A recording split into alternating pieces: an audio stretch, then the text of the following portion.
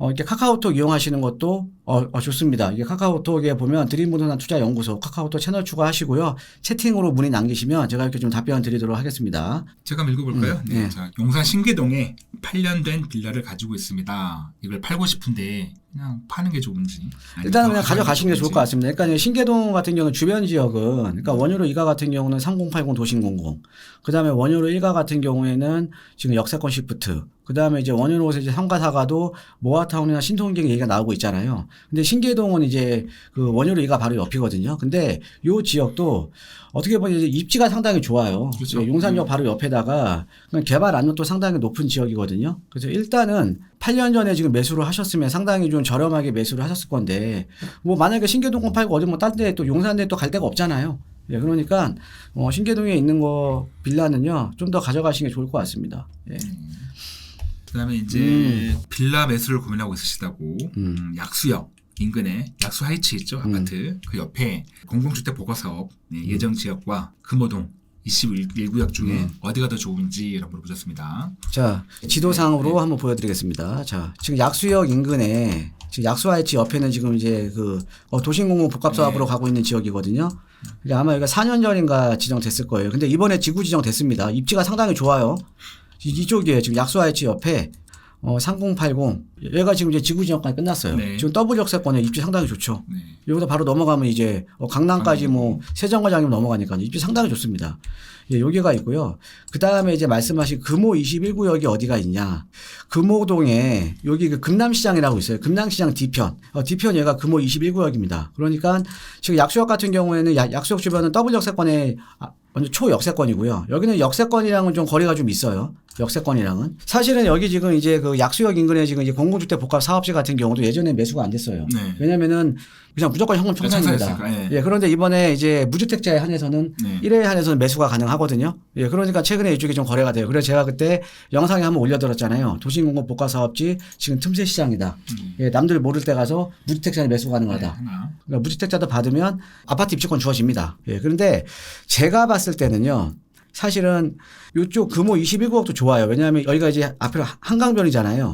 그러니까는 조합원 입장에서는 사실 한강 조망이 가능한 네, 그것도 좀 받을 수 있는 가능성은 있어요. 네. 아니면 근데 또 역세권 지역은 또 이쪽이 좋아요. 더블 역세권에. 네. 예, 그런데 투자 금액이요. 아마 약수역 인근이 좀 더 쌀 겁니다. 약수역 인근이. 그래서 투자 금액 대 수익률을 보면 제가 볼 때는 둘 다 뭐 좋은 지역이긴 한데, 예, 좀 약수역 쪽으로 좀 고르시는 게 좋을 것 같습니다. 예.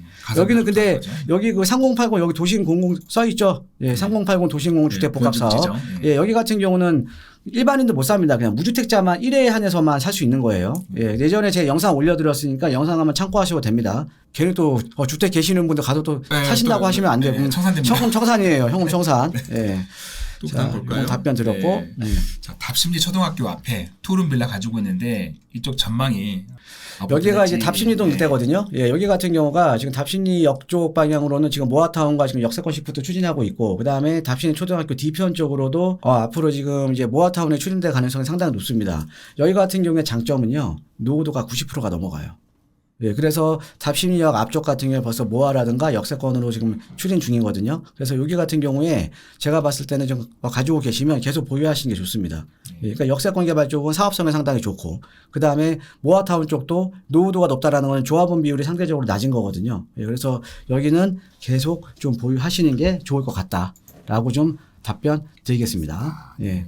그다음에 보면 이제 30대 초반이시고 당분간 결혼 계획 없으시고 그다음에 아페르 한강 앞에 서빙고동 투룸 빌라하고 네. 그다음에 도곡동이네요. 대로변에 인접한 아시아 선수촌 맞아요. 잠실번동 빌라. 이제 아마 지금 매수 계획이 있으신가 봐요. 그래서 네. 서빙고동하고 잠실번동 둘 중에 어디가 좋은지 그래서 아까 제가 잠실번동을 말씀드렸었거든요. 여쭤보셔서 잠실번동.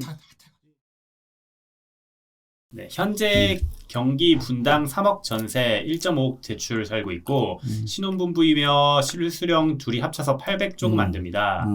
전세금 포함 현금이 3억 가량 있는데 분당에 풀 대출 한 5억 정도 받아서 실거주 아파트를 마련해야 할지 서울권의 재개발을 노리고 잠실의 빌라를 투자 목적으로 매수해야 할지 고민입니다. 직장 거주지 모주 분당이라고 하시네요. 근데 분당에 풀로 대출을 받더라도 사실은 좋은 입지는 투자가 좀 불가능하지 않습니까? 분당 내에서도 외곽에 투자를 하셔야 되는 거거든요.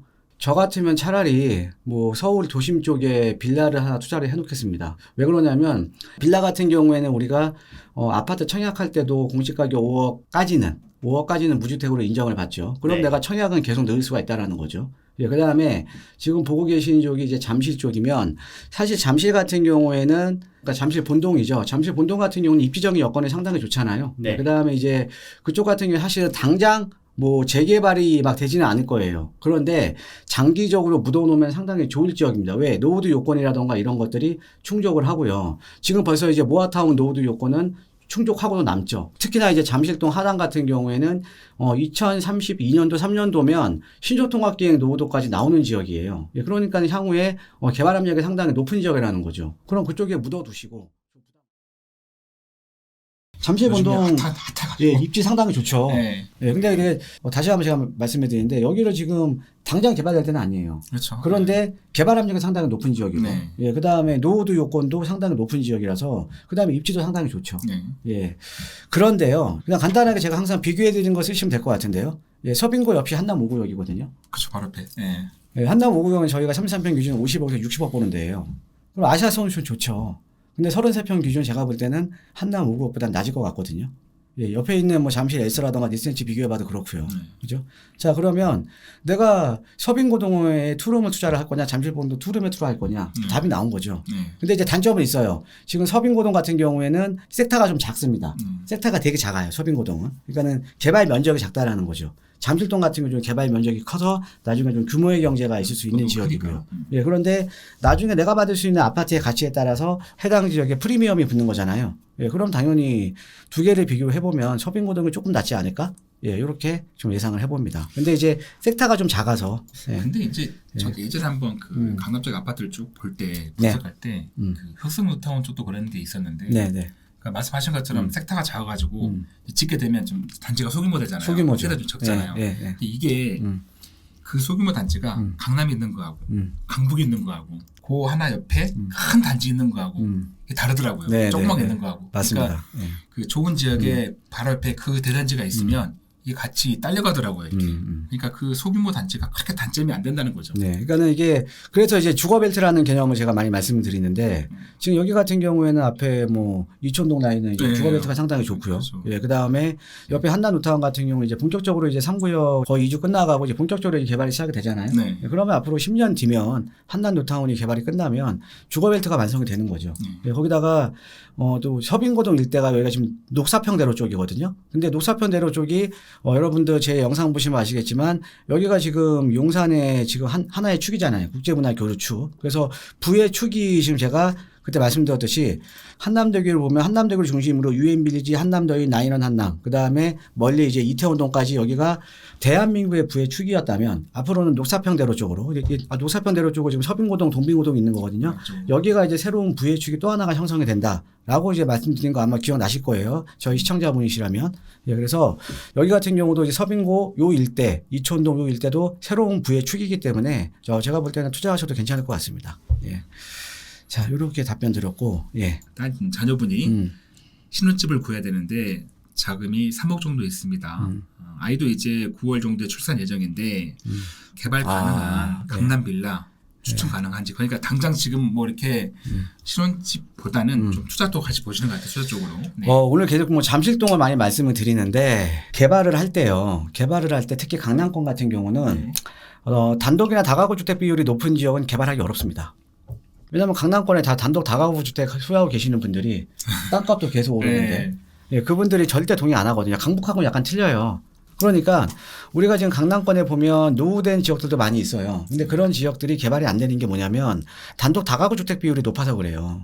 우리가 어찌됐든 조합사업이라는 거, 재개발 사업이라는 거는 조합원의 동의가 필수적으로 필요한 사업이잖아요. 그렇죠. 그렇죠? 우리가 모아타운이나 신속이나 지정됐더라도 조합원 동의 25%가 반대해버리면 그냥 해제입니다. 예, 그러니까 단독 다가구 주택 비율이 높은 지역에 사실은 좀 어렵다라는 거죠. 시간도 오래 걸릴 거고요.